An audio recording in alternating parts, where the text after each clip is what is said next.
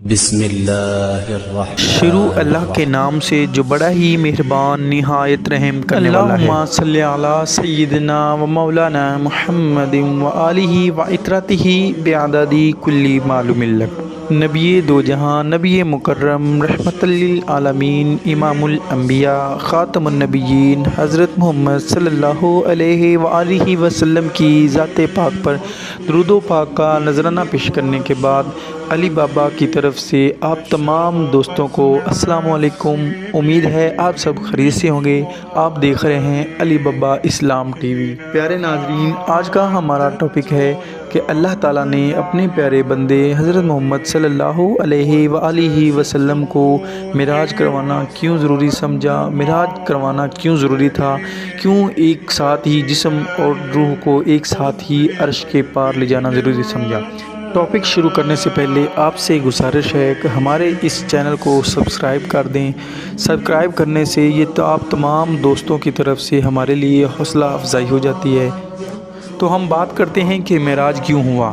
معراج اس سال ہوا کہ جس سال آپ صلی اللہ علیہ وآلہ وسلم کی زوجہ اول جناب حضرت اماں خدیجہ رضی اللہ تعالیٰ عنہا کا وصال ہوا۔ اسی سال ہی آپ صلی اللہ علیہ وآلہ وسلم کے چچا جان کا بھی وصال ہوا، اور اسی سال ہی آپ صلی اللہ علیہ وآلہ وسلم طائف کی طرف تشریف لے گئے، اور وہاں پر جا کے آپ صلی اللہ علیہ وآلہ وسلم نے اللہ تعالیٰ کی دعوت و تبلیغ کی۔ طائف والوں نے آپ صلی اللہ علیہ وآلہ وسلم کی دعوت کو ٹھکرا دیا، تو انہوں نے جواباً آپ کو پتھر بھی مارے، اور پتھر اتنے مارے کہ آپ صلی اللہ علیہ وآلہ وسلم کے جوتے خون سے بھر گئے۔ تو اس سال کو حضور صلی اللہ علیہ وآلہ وسلم کی زندگی کا سب سے زیادہ غموں والا سال کہا جاتا ہے۔ تو اس سال آپ صلی اللہ علیہ وآلہ وسلم کو بہت سے غم آئے۔ آپ صلی اللہ علیہ وآلہ وسلم کے سینے پہ بہت زیادہ غموں کا بوجھ تھا، آپ پریشان تھے۔ تو اللہ تعالیٰ نے اپنے محبوب بندے کو حوصلہ افزائی کے لیے، دلجوئی کے لیے، اور جو غموں کا بوجھ تھا اس کو اتارنے کے لیے اپنے پاس بلانا مناسب سمجھا۔ اور اس واقعے کا سفر اللہ تعالیٰ نے سورۃ الاسراء کی پہلی آیت میں بیان فرمایا ہے۔ وہ اس طرح ہے کہ سبحان الذی اسریٰ بعبدہ لیلا من المسجد الحرام الی المسجد الاقصی الذی بارکنا حولہ لنریہ من آیاتنا انہ هو السمیع البصیر۔ پاک ہے وہ ذات جس نے اپنے بندہ کو رات میں مسجد حرام سے مسجد اقصیٰ تک سفر کروایا، جس کے گرد ہم نے برکتیں رکھی تاکہ ہم اسے اپنی آیات دکھائیں۔ بے شک اللہ تعالیٰ سننے والا، جاننے والا ہے۔ حضور صلی اللہ علیہ وآلہ وسلم نے معراج کا سفر ارشاد فرماتے ہوئے بیان فرمایا کہ میرے پاس ایک براق لایا گیا جو لمبا سفید رنگ کا چوپایا تھا، اس کا قد گدھے سے بڑا اور کھچر سے چھوٹا تھا۔ وہ اپنا قدم وہاں رکھتا تھا جہاں تک اس کی نظر پڑتی تھی۔ میں اس پر سوار ہوا یہاں تک کہ میں بیت المقدس تک پہنچ گیا۔ میں نے اس براق کو اس حلقے سے باندھ دیا جس طرح سے حضرات انبیاء کرام علیہ السلام باندھا کرتے تھے۔ پھر میں مسجد میں داخل ہوا، اس میں 2 رکعتیں پڑھی۔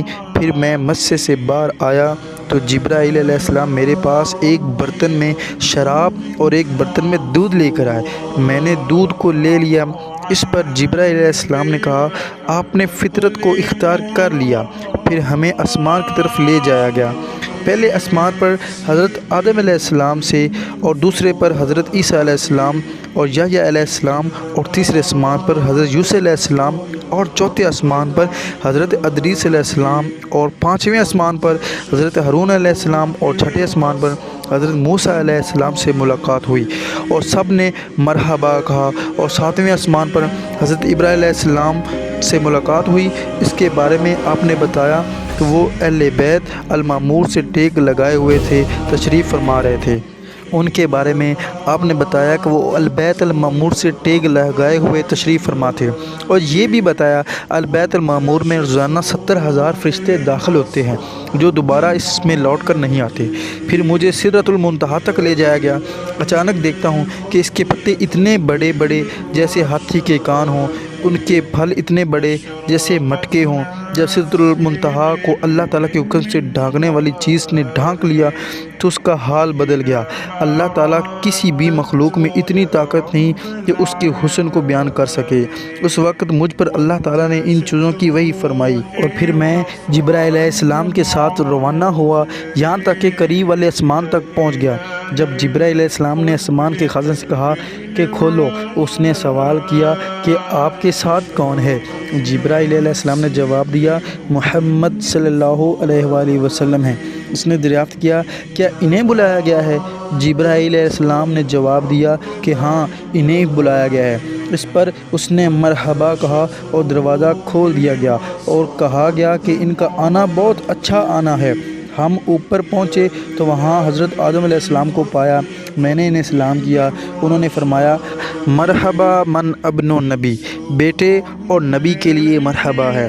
پھر ہم نے دوسرے آسمان تک پہنچے، وہاں بھی جبرائیل علیہ السلام نے اس طرح کا سوال جواب ہوا جو پہلے آسمان میں داخل ہونے سے قبل کیا گیا تھا۔ جب دروازہ کھولا گیا اور پر پہنچے تو وہاں عیسیٰ علیہ السلام اور یحییٰ علیہ السلام کو پایا، انہوں نے بھی مرحبا کہا۔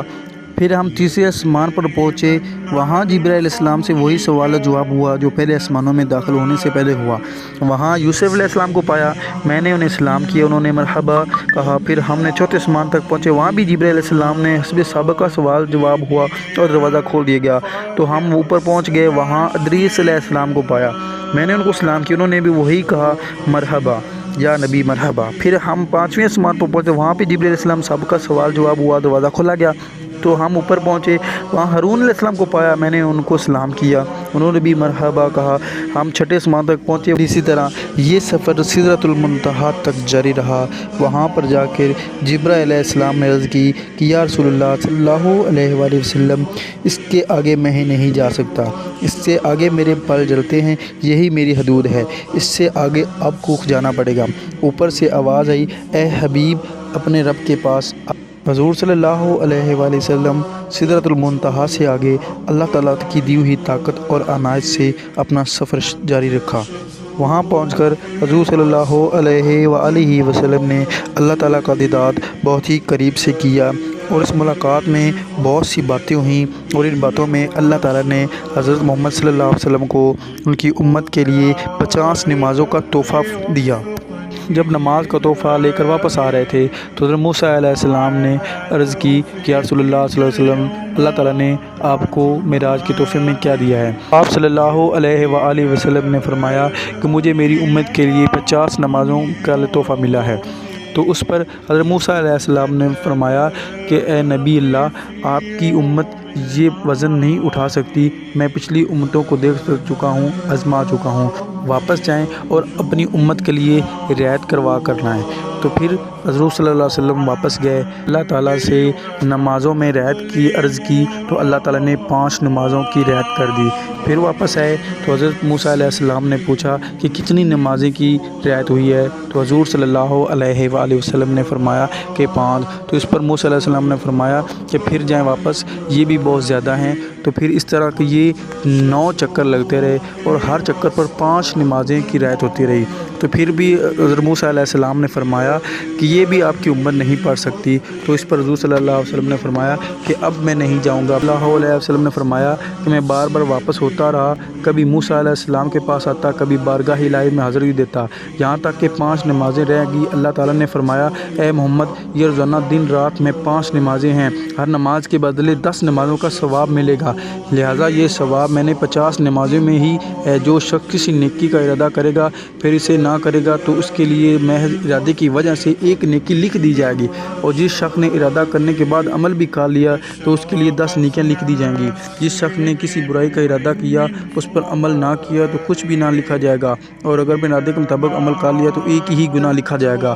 آپ صلی اللہ علیہ وسلم نے فرمایا کہ میں نیچے واپس آیا اور موسیٰ علیہ السلام تک پہنچایا، انہوں نے بات بتا دی، انہوں نے کہا واپس جاؤ، اپنے رب سے اور رعایت کرواؤ، سوال کرو۔ میں نے کہا کہ میں بار بار اپنے رب کی بارگاہ میں نہیں جا سکتا، میں شرمندہ ہوں، یہاں تک کہ آپ کو مجھے شرم آئے گی۔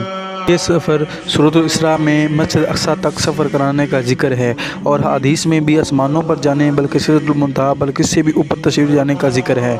تو جناب اللہ تعالیٰ نے آپ کو ایک ہی رات میں مسجد الحرام سے مسجد الاقصی تک اور پھر وہاں سے ساتوں آسمانوں سے اوپر تک سیر کروائی، پھر اسی رات میں واپس مکہ معظمہ پہنچا دیا، اور یہ آنا جانا سب حالت بیداری میں تھا اور جسم اور روح دونوں کے ساتھ۔ اللہ تعالیٰ سے دعا ہے کہ ہم سب کو 5 وقت کا نمازی بنائے، آپ صلی اللہ علیہ وآلہ وسلم کی محبت اور آپ کی اہل بیت سے محبت کرنے کی توفیق دے، اور قرآن پاک کو باقاعدگی سے پڑھنے کی بھی توفیق دے، آمین۔ اللہ حافظ۔ اب ملتے ہیں اچھے سے بیان کے ساتھ نیکسٹ ویڈیو میں۔